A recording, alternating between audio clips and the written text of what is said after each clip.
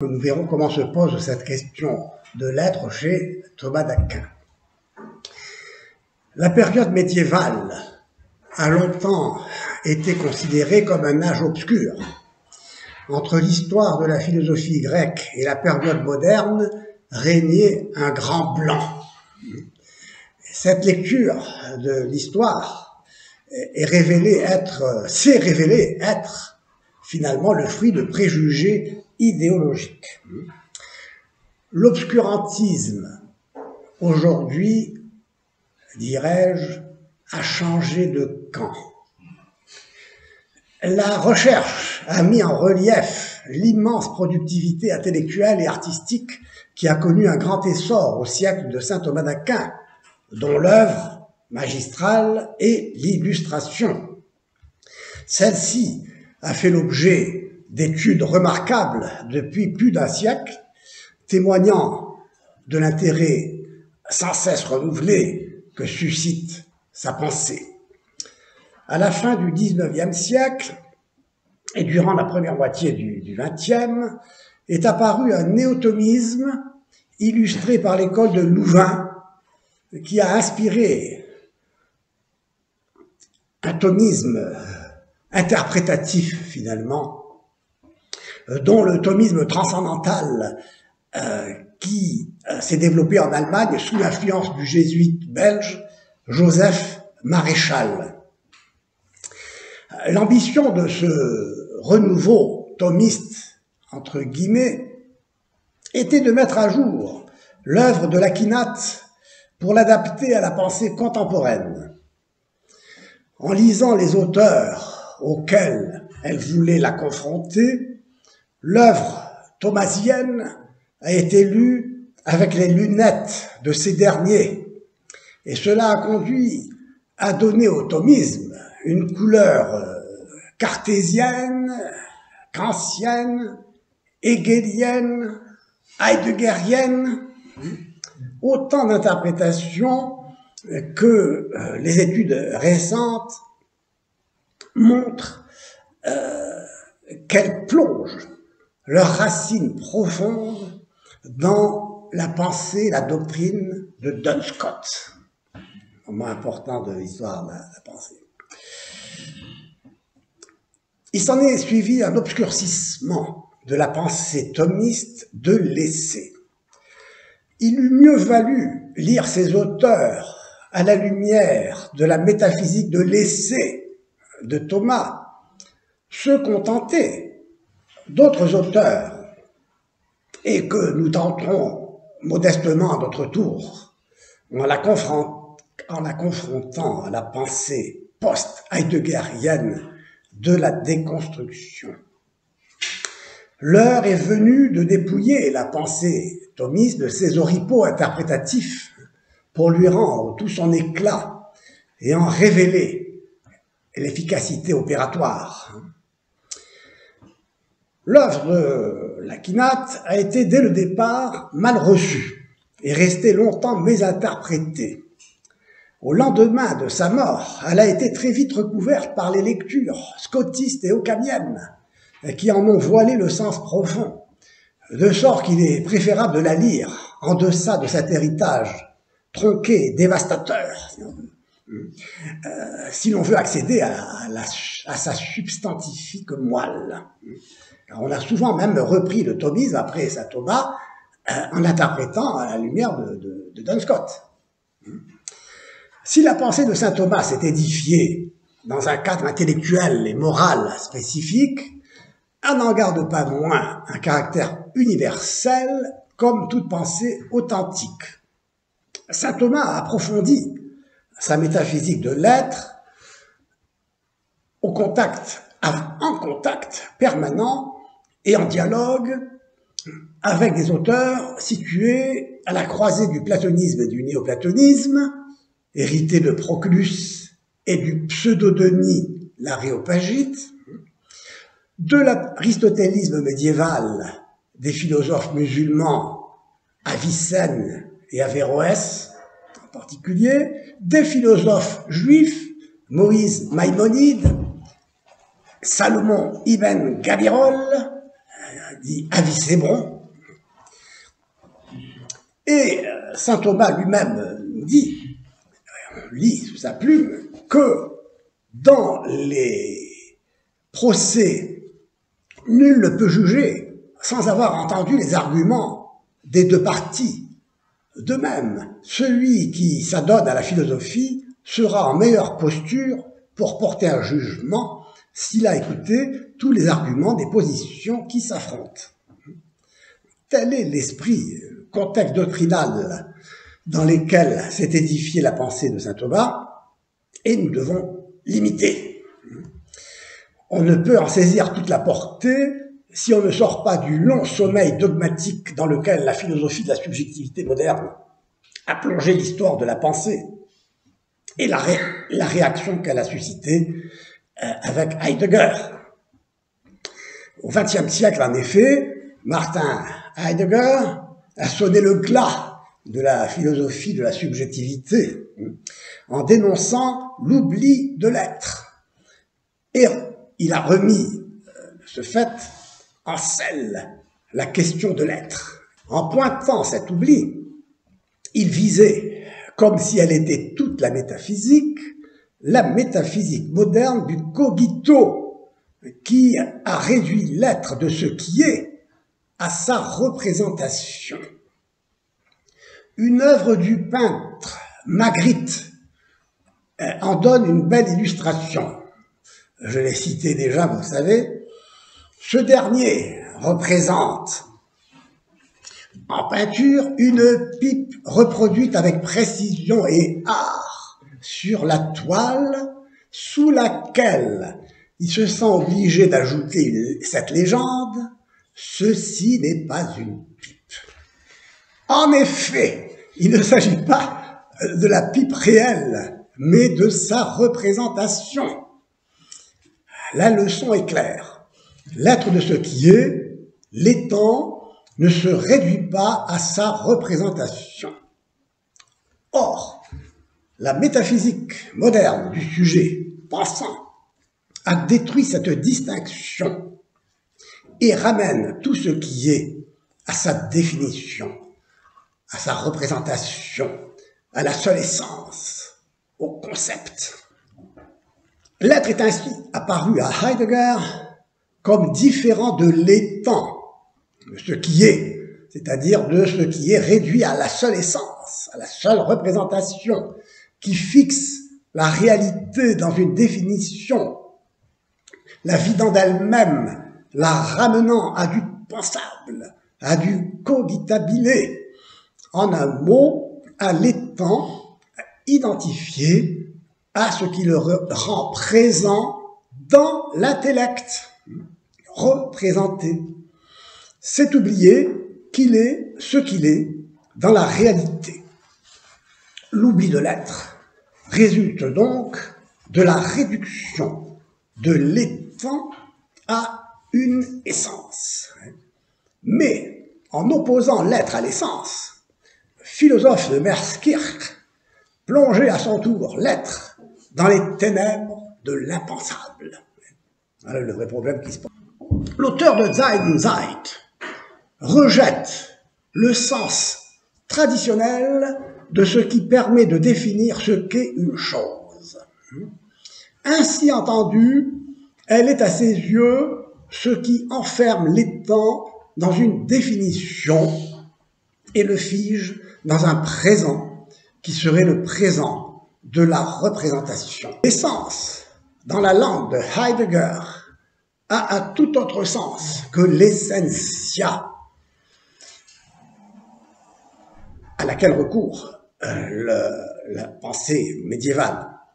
Elle se dit Wesen, qui est l'équivalent du latin essentiari, que l'on retrouve chez Dietrich de Freiberg, lequel rejette la distinction réelle opérée par saint Thomas entre l'être et l'essence dans l'étant réel.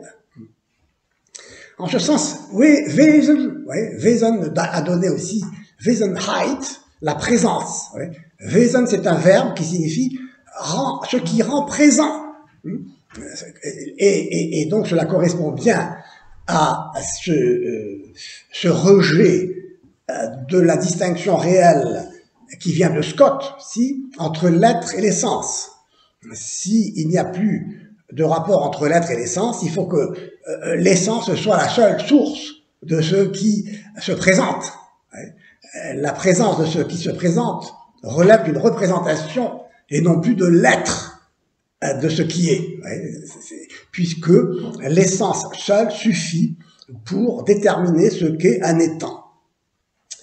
Donc, Heidegger rejette ce sens traditionnel de l'essence et qui permet donc de définir ce qu'est une chose, un étant. Plus précisément un étant comme une chose que l'on peut définir, qui a sa quidditas. Et Heidegger la rejette parce que l'essence, et c'est ce que reprendra aussi Jean-Paul Sartre plus tard, est ce qui détermine un être, disons, ce qui donc le prive de sa liberté, puisqu'il le fixe dans une nature, une essence. Et donc tout devient désormais une aventure. L'homme devient une aventure, un projet. Il doit se réaliser, il doit créer sa propre essence, si l'on veut. Il est ce qu'il devient, il existe. Son essence consiste à exister, justement, au sens où l'essence du Dasein est d'exister, c'est-à-dire de s'inventer, de se jeter dehors, en dehors de toute signification possible qui le déterminerait, qui le figerait, et qui le priverait de sa liberté de devenir ce qu'il est, ce qu'il veut être, et non ce qu'il est, ce qu'il veut être. Comprenez ? La volonté de puissance devient ici le ressort de ce qui permet à l'homme de s'affirmer comme ce qu'il veut être, c'est-à-dire comme une force, une énergie puissante, n'est-ce pas, qui doit le réaliser, l'auto-réaliser en se dépassant, justement, en dépassant ce qu'il est, en dépassant finalement son essence. Et cela est très caractéristique de la pensée du XXe siècle.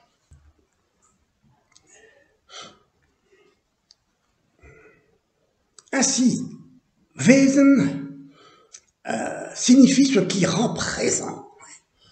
Ce qui rend présent l'étant en dehors de toute représentation, de tout sujet qui produit le concept.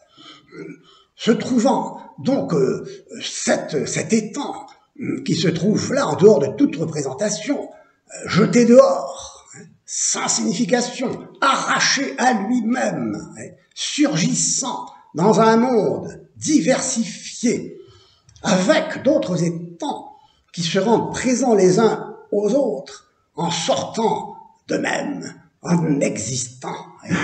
Et nous sommes dans un monde pluriel, multiple, hors de toute unité possible, hors de toute identité possible, rejet de toute forme d'identité possible. Ainsi, l'essence du Dasein est d'exister. Nous l'avons dit. Das Wesen des Daseins liegt in seiner Existenz. Le monde, dans cette perspective, désigne moins l'ensemble des étangs qu'un moment constitutif de l'étang qui n'est pas dans le monde, mais au monde avec lequel il surgit. Il est Mitsein, dans la pluralité, dans la multiplicité, en dehors de toute signification. Vous vous souvenez, un monde chaotique, inintelligible.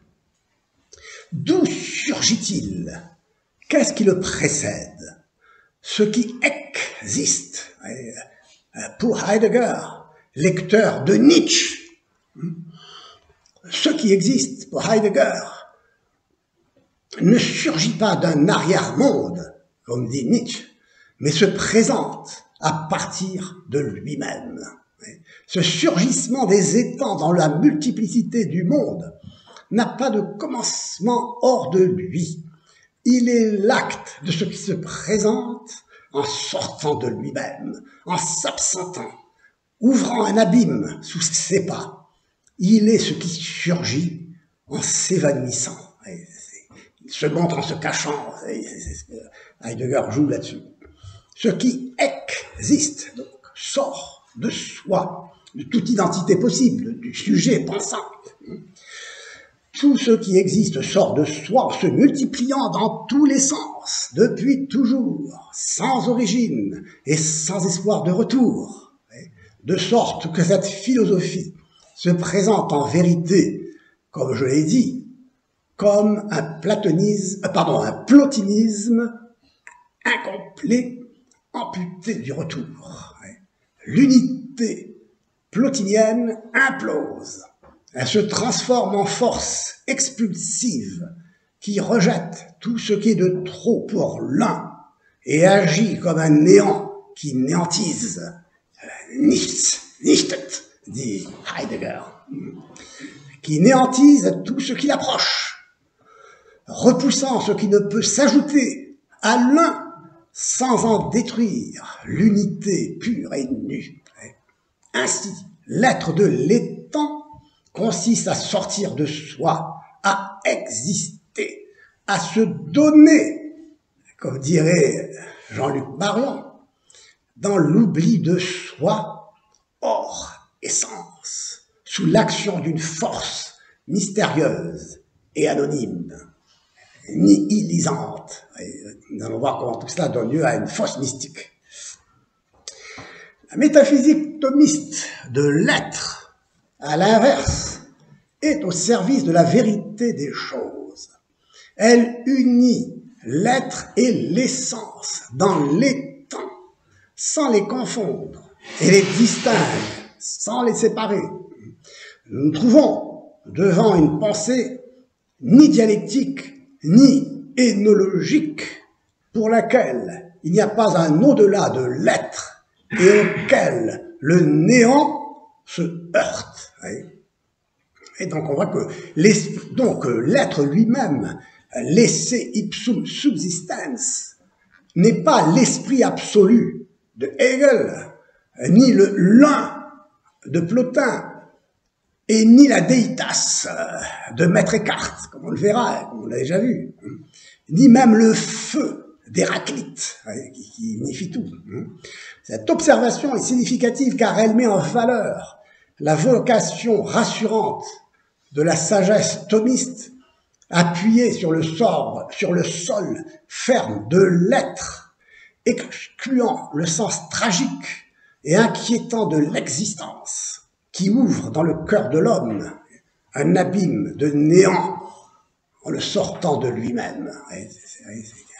Et dans cette perspective, l'union à Dieu est une fusion. Il ne peut pas y avoir de face à face, de vision béatifique.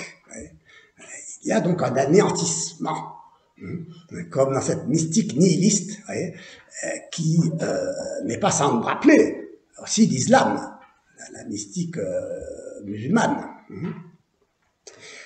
et même certaines mystiques d'inspiration écartienne, comme on l'a dit. En rejetant la philosophie de la subjectivité, du cogito ergo sum, Heidegger se donnait la tâche de revenir à une philosophie de l'être en tant qu'être, en dénonçant sa réduction à une ontothéologie, à travers laquelle il visait finalement Hegel. Il s'est retrouvé de la sorte face au néoplatonisme, qui est la facture, qui est la structure même du hegelianisme, pour lequel il y a un au-delà du concept, c'est un pour lequel qui est un au-delà qui est au-delà de l'intellect, du concept, du pensable, qui est un impensé et qui est l'un ou le bien, qui est l'un ou le bien sans l'être. Et nous verrons ici l'importance de la philosophie des transcendantaux. Les transcendantaux sont des propriétés de l'être qui ne s'ajoutent pas à l'être, mais qui permettent de saisir l'être comme non divisé, comme individu. L'être est un, mais l'un n'est pas.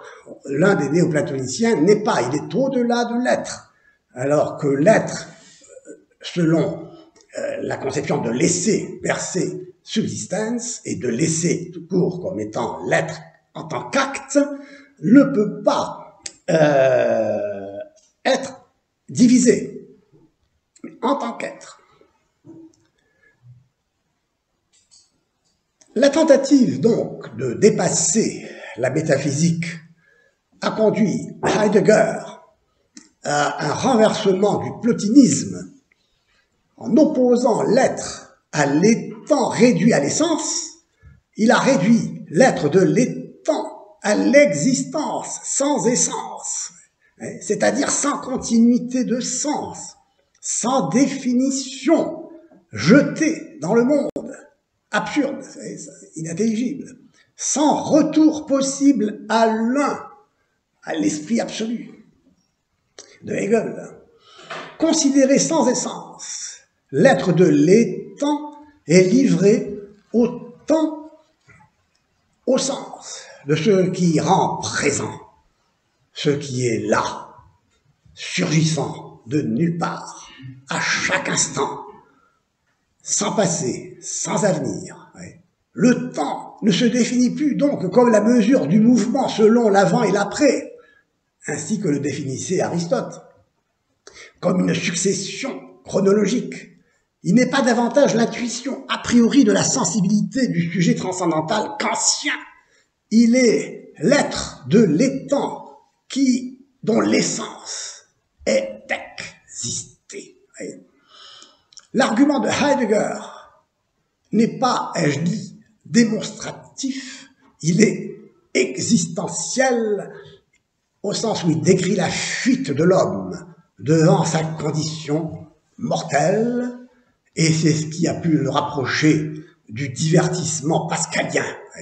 L'homme préfère ne pas prendre conscience de sa finitude, de ne pas voir que face à la mort, il y va de son être.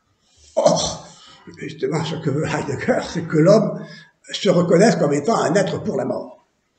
Une fois désillusionné de ses rêves d'immortalité,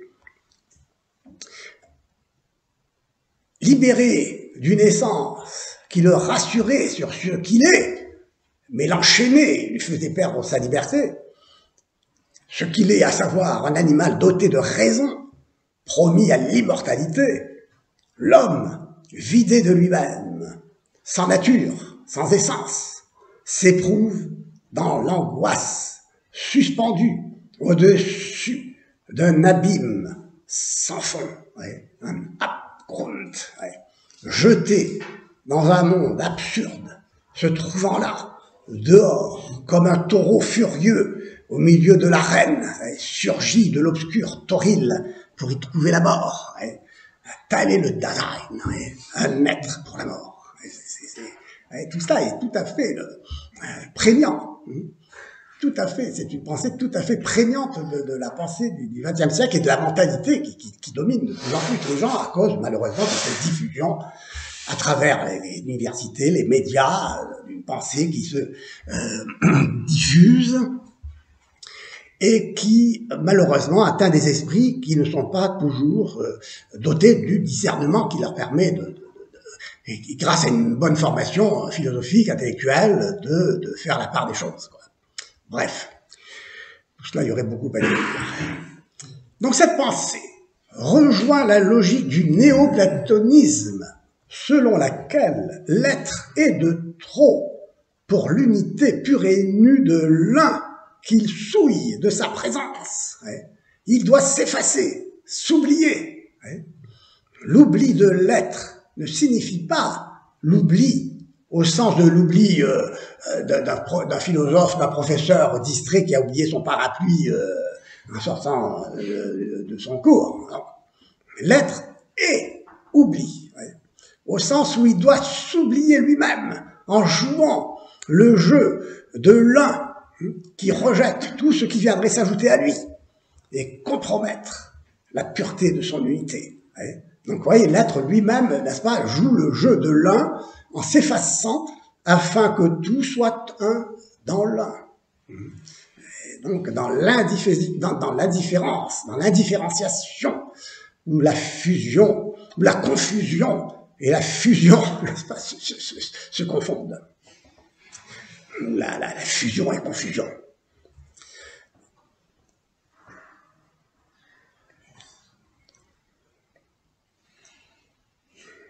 Donc, l'être est oubli.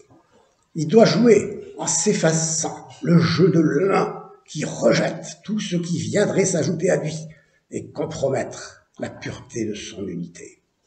Pour Plotin, tout ce qui sort de l'un existe, se trouve là dehors, et n'est que dégradation dans la multiplicité.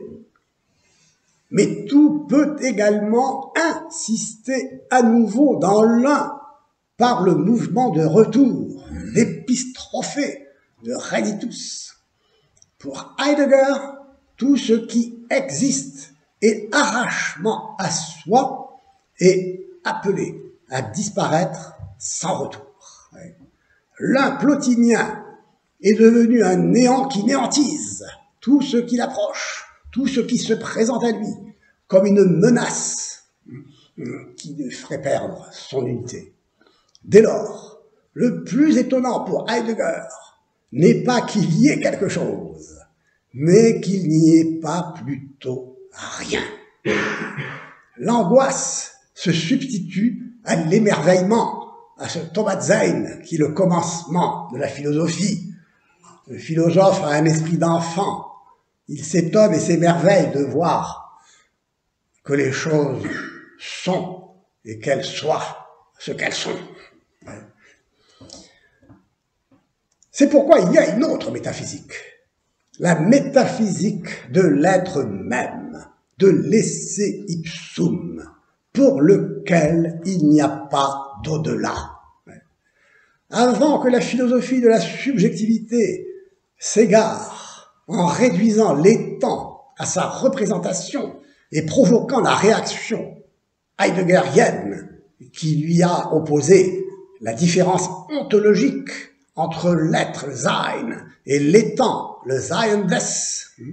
Thomas d'Aquin, au XIIIe siècle, avait déjà opéré une différence plus fondamentale, la différence entre l'être en tant qu'acte de l'étang, actus entis, et l'être même en tant qu'acte pur, actus purus. L'étang ne se réduit donc pas à sa représentation, à son concept, à son essence, mais il ne se réduit pas non plus à son acte d'être, à son actus essendi. Il est composé d'une essence et d'un acte d'être. L'essentia ou la quiditas définit ce qui est. Elle n'est pas ce qui rend présent, le Wesen, ce qui rend présent l'étang, et lui donnerait, comme dirait Scott, son ekcheitas, son individualité. Non, l'essence ne donne pas l'être de cette façon. Ce n'est pas une force active et productrice de ce qui est, de l'être de ce qui est. L'être de l'étang, l'être de ce qui est, pour saint Thomas, ne résulte pas d'une énergie aveugle, poussant tout au dehors de soi, comme cet un qui est ce néant qui néantise. L'être n'existe pas. Il se maintient dans l'acte ferme d'être nécessairement et indivisiblement ce qu'il y a de plus intime et de plus profond dans l'étang. Il est un, c'est-à-dire indivisible parce qu'il est. L'unité n'est jamais envisagée en soi et sans l'être. Elle est l'unité de l'être. L'unité sans l'être est une pure illusion transcendantale que toute la pensée de Thomas exorcise. Ainsi, l'acte de l'étang, l'actus entis, est d'être, non d'être représenté, sans cesser toutefois d'être représentable en vertu de son essence, qui permet de le définir comme ce qu'il est. L'étang n'est pas sans l'acte d'être dans de même qu'il n'est pas, comme le Dasein heideggerien, sans essence. Il s'ensuit que l'être de l'étant ne se réduit pas à une simple copule dans une proposition.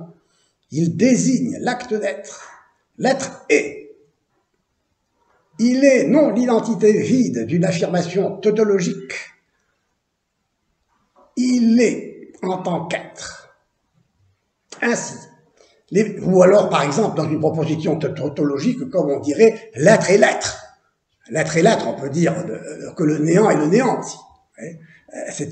Le verbe être ici n'a que valeur de copule dans une proposition qui ne renvoie pas nécessairement à la réalité de ce qui est. C'est pourquoi on peut dire que Socrate est musicien, ce n'est pas la même chose que dire Socrate est. Parce que Socrate aurait pu ne pas être musicien. Peut-être ne l'a-t-il jamais été, mais en tout cas, ce que Socrate ne peut pas être, c'est ce qu'il n'est pas. Il peut pas être à la fois et ne pas être.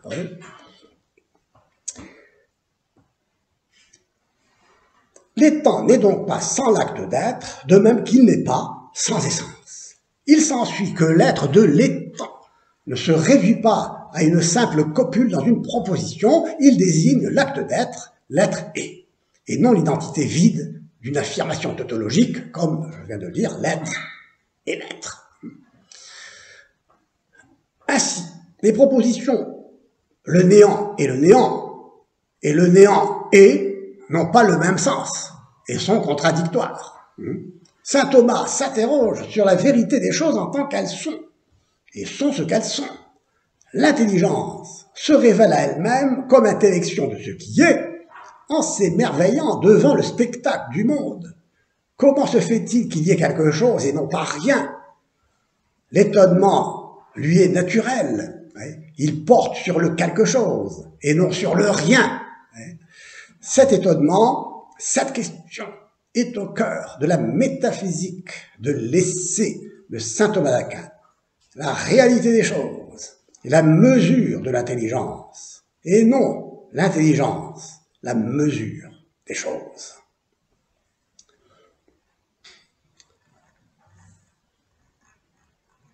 Alors, afin de pouvoir poursuivre sur un autre prolongement, un autre développement, je peux vous laisser ces quelques minutes pour quelques questions éventuellement, comme ça, et on reviendra tout à l'heure demain plutôt, sur la suite. Alors, est-ce qu'il y a des questions? Des contestations? Quels sont les principaux traits de la philosophie de Duns Scotus? Alors, donc, Duns Scotus, bon, pour répondre, il faudrait faire beaucoup de... Bon, d'abord, il refuse la distinction entre l'être et l'essence dans les temps. Tout revient à laisser objectivum à une construction de l'entendement. D'ailleurs, il anticipe déjà, il annonce déjà Kant, quoi. Tout ce qui est ce qui est conceptualisable. L'être est un essai objectivum. L'objet, c'est ce qui se trouve face à un sujet. Vous avez déjà la réaction au sujet-objet, quoi. C'est lui qui l'introduit là. Et ensuite, pour lui, l'être, l'étant a un sens univoque. Et non, on verra que pour saint Thomas, le sens de l'être est analogue. Car je peux dire de Dieu qu'il est et des créatures qu'elles sont, mais sans confondre l'être de Dieu et l'être des créatures. L'être, c'est le même mot que j'emploie, mais il revêt un sens différent parce qu'il s'applique à des êtres différents. Alors que pour le sens univoque de l'étant selon Scott, ce qui différencie un étant d'un autre étant, par exemple Dieu des créatures, ce n'est pas l'être, puisque l'être a le même sens. Quand je dis Dieu est, Socrate est, l'arbre est, ça a le même sens. Donc ce n'est pas le mot être ce n'est pas l'être en tant qu'être qui va distinguer une créature de Dieu ou une créature d'une autre créature même. C'est le rapport entre le fini et l'infini. Pour lui, Dieu n'est donc pas l'essai subsistens per se, il est l'infini. Mais l'infini, c'est une conception qui est pour saint Thomas d'Aquin une perfection de l'être. C'est ce à quoi on ne peut rien ajouter. L'infini, c'est ce à quoi on ne peut rien ajouter. Et il y a une autre définition de l'infini qui est d'ordre mathématique, à savoir qui est ce à quoi on peut toujours ajouter quelque chose. Il y a donc une distinction entre ce qui est l'infini en tant qu'infini et ce qui est fini. De telle manière que toutes les créatures, tout ce qui est a le même sens en tant qu'être, mais ce qui fait la distinction, la différence entre les êtres, si on veut, ce n'est pas l'être, c'est le plus ou moins grand éloignement des êtres finis par rapport à l'infini. Mais la situation aggravante dans cette histoire, c'est que les êtres finis n'arriveront jamais à atteindre l'infini. Et s'ils atteignent l'infini, eh bien ils seront infinis dans l'infini, mais au sens où ils seront un dans l'un, c'est-à-dire rien. Et là, vous comprenez l'ouverture à une métaphysique, à une mystique nihiliste, qui sera celle de Maître Eckhart, et qui sera l'héritage de Duns Scott, et de Occam, parce que Occam va dépendre de Duns Scott. Bon, ici c'est vite dit ce que je viens de dire, mais c'est substantiellement ce qu'il y a à retenir, mais vous comprenez, là, il y a une rupture fondamentale, sans le retour à une philosophie de l'essai, de l'être. Et parce que l'être, c'est l'acte de l'étant, on verra tout cela, et que l'étant ne se réduit pas à son essence. L'étant ne se réduit pas à son essence, puisque l'étant est ce qu'il est, mais ce qu'il est définit son acte d'être. C'est pourquoi il n'est pas uniquement un pur acte d'être. Le pur acte d'être, c'est laisser percer subsistance, qui n'est pas l'être de l'étant, en ce sens. Donc il y a une différence entre l'être laisser percer subsistance, de l'être en tant qu'laisser percer subsistance, et l'être en tant qu'actus antis, l'être de l'étant. Dieu n'est pas l'être des étangs. Et si j'emploie l'être au même sens univoque, comment vais-je pouvoir distinguer l'être de Dieu et l'être des créatures? Mais vous comprenez que l'avenir sera ce retour au réel, ce retour au réel. C'est parce que la créature, n'est-ce pas, est bien ce qui est posé par le Créateur en dehors du néant, en dehors du néant. Et c'est pourquoi nous nous étonnons d'être et non de ne pas être. Parce que si on n'était pas, on ne s'étonnerait même pas de ne pas être.